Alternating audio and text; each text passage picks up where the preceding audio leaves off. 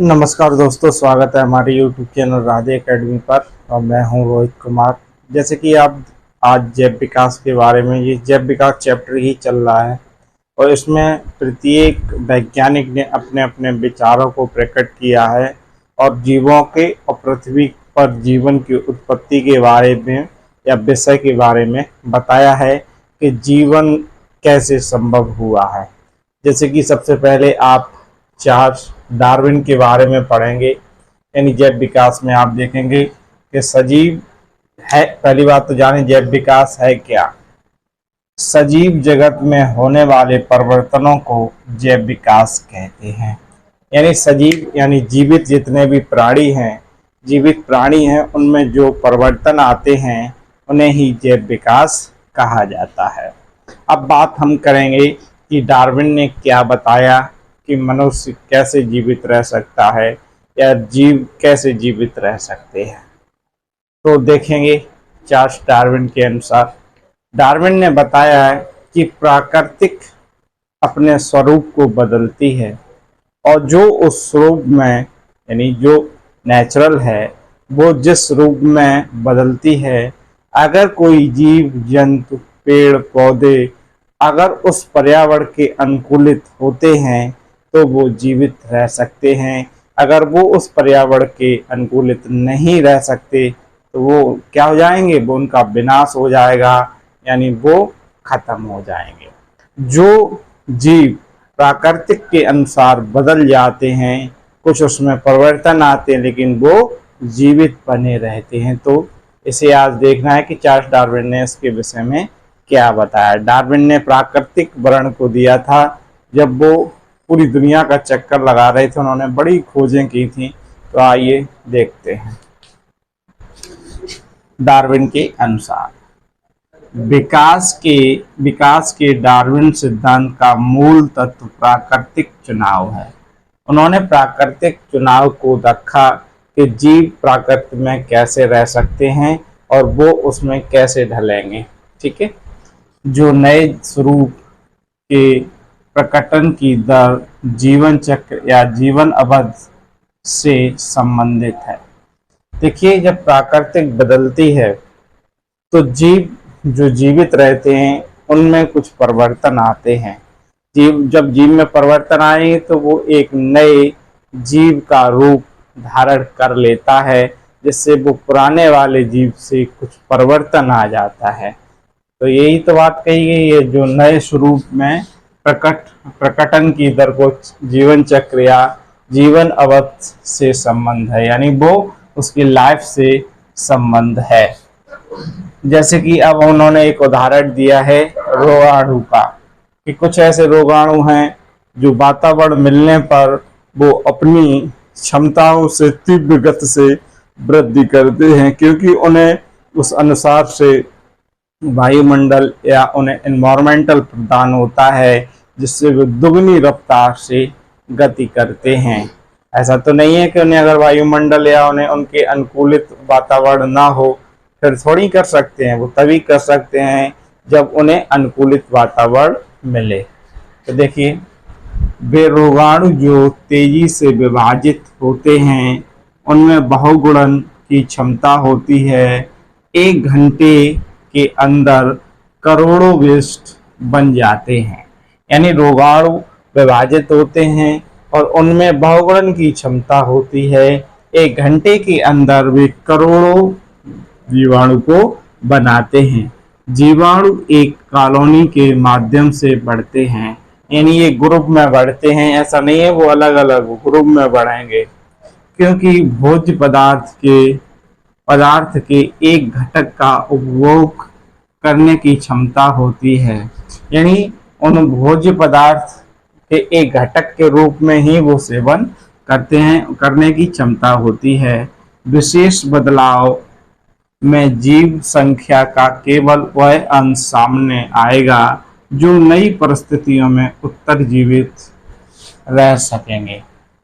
यानी जब वो कई उत्पत्ति हो जाएगी जब उनमें, और फिर क्या होगा, उनके अनुकूलित वातावरण ना रहे तो उसमें से वो ही जीव बाहर निकल के आएगा जिसमें वातावरण के अनुकूलित, यानी यहाँ देखिए कि जीव संख्या में केवल वही अंश सामने आएगा जो नई परिस्थितियों में जीवित रह सके। उत्तर जीवित का मतलब है कि जैसे कि यहाँ पर एक रूम है, देखिए यहाँ पर एक रूम है तो और इसको बंद कर दिया गया है, तो कुछ ऐसे व्यक्ति हैं जो कुछ समय बाद इस रूम में घुटन होने लगेगी, वो मर जाएंगे। लेकिन कुछ ऐसे जीव हैं जो इस कमरे को अपने उस कमरे के अनुसार ही बदल जाते हैं और वह जीवन जीने का प्रयास करते हैं। जैसे कि एक हम तालाब का उदाहरण ले लें, एक तालाब का उदाहरण दे दें, जैसे कि यूग्लिना दो तरीके से, यूग्लिना जो एक जीव है वो दो तरीके से अपने भोजन को संचित करता है। जैसे कि अगर ऊपरी सतह पर तालाबों में है या समुद्र में है तो वो प्रकाश संश्लेषण से अपना भोजन बना लेता है या अन्य जीव पदार्थों से बना लेता है। जब वो समुद्र की अधिक गहराई में जाता है तो वो अपघटित पदार्थों का सेवन करता है और उसका रंग हरे रंग की अपेक्षा वो श्वेत रंग में बदल जाता है। यानी वो दो तरीके से जीवन जीता है, क्योंकि उसमें वो कला है। अगर वो गहराई में जाएगा और अगर उसके पास वो अपघटन जीवन की क्षमता नहीं है वो दूसरे पदार्थों को खाने की, तो वो मर जाएगा। जब वो ऊपर आता है तो वो प्रकाश संश्लेषण से क्रिया करके अपने भोजन को बनाता है। वैसे ही यहाँ एक बात कही गई है कि वो केवल ही ऐसे जीव बचेंगे जो नई परिस्थितियों को सहने की क्षमता होती है। अगर वो नई परिस्थितियों को नहीं सह सकते तो वो जीव जीवित नहीं रह सकते। देखिए, और नई प्रजातियों के रूप में प्रकट होती हैं, ये कुछ दिनों के भीतर होता है। यही बात मछली, मुर्गी के लिए भी लागू होती है जो लाखों वर्ष लगेगी। उनकी जीवन अवधि वर्षों तक, यहाँ तक कर रहे हैं, तक लंबी होती है। देखिए, मुर्गी को बनने में भी समय लगा, मछली को बनने में भी समय लगा, क्योंकि ऐसा तो नहीं है कि ये जब बनी थी तो ऐसी ही थी। उसमें भी कुछ पर्यावरण के अनुसार इसमें कुछ परिवर्तन आए, जिससे कि नई और मछली और मुर्गी जो नए रूप में हमें प्राप्त हुई। आगे देखिए, जीव प्रतिकूल वातावरण में जीवित रहने में बेहतर अनुकूलित होते हैं। प्रत्येक व्यक्ति अगर उसके अनुकूलित वातावरण है तो वो अच्छा रहता है। जैसे कि अभी गर्मी का समय है, अगर एक कमरे में एसी लगी हुई है तो क्या करता है व्यक्ति, आराम से बैठता है, क्योंकि वो उसके अनुकूलित है। और उसमें गर्मी हो तो वो वहाँ से भाग जाएगा, क्योंकि वो उसके लिए अनुकूलित नहीं है। तो कहने का मतलब ये है कि जीव प्रतिकूल वातावरण में जीवित रहने के लिए बेहतर है या अनुकूलित है। अनुकूलन क्षमता वंशानुगत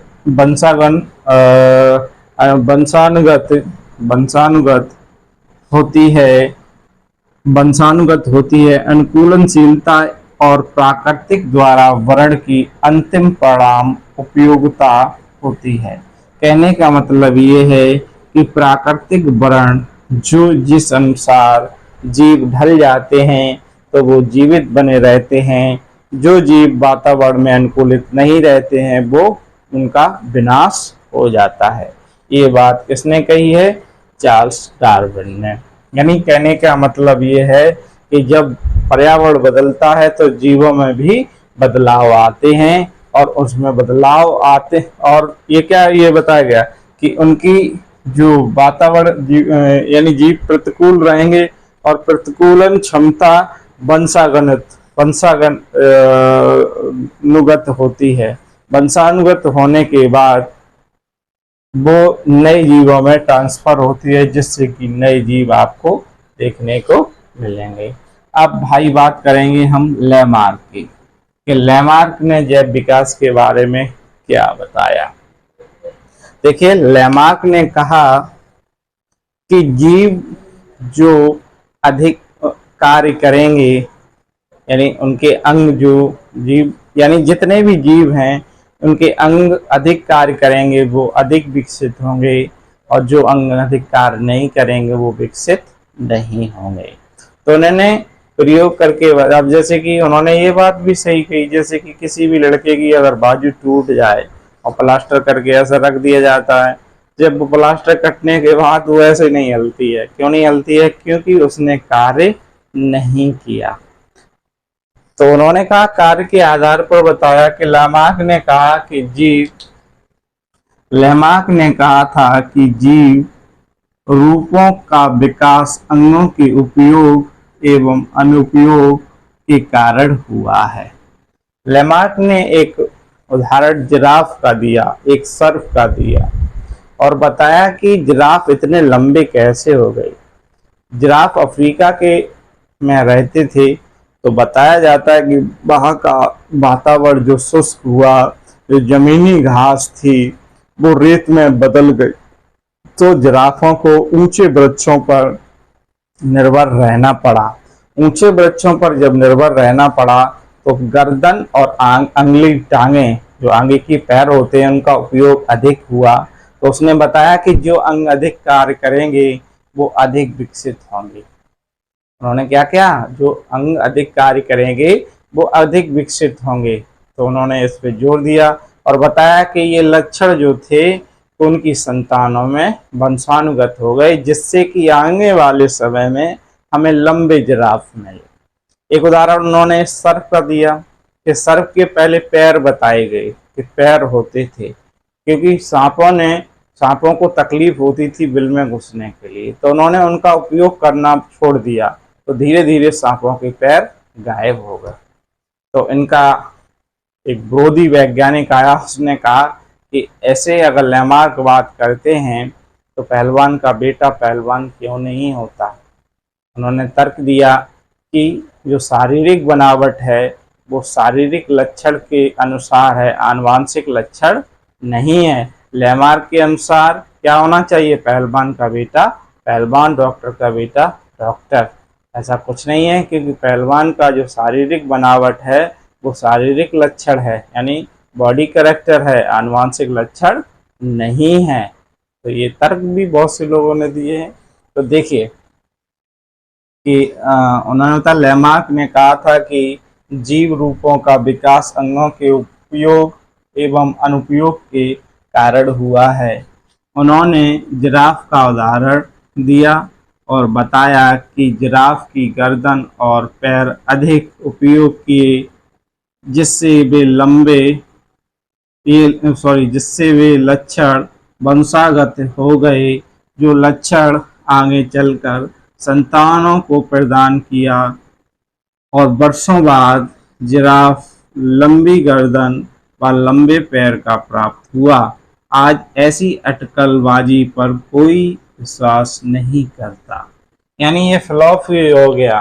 उन्होंने बताया कि ऐसा कैसे हो गया कि भाई चलो जिराफ जहाँ रहते थे वहाँ घास सूख गई, तो कुछ जिराफों के पैर भी मान लिए बड़े हो गए, लेकिन वो शारीरिक लक्षण था, वो आनुवांशिक लक्षण नहीं था। तो उनकी संतानों में ये कैसे चला गया? तो ये फ्लॉप हो गया। दूसरी बात कही गई है कि जो वंशागत होती है वो पर्यावरण जैसे बदलता है, वैसे ही हमारे आनुवांशिक लक्षण भी बदलते हैं। कि पहले जब जीवन उत्पत्ति हुई तो बताया गया कि एक कोशिकीय जीव के रूप में उत्पत्ति हुई, जिससे क्या हुआ? वो बहुकोशिकीय में बदला। क्यों बदला? कैसे?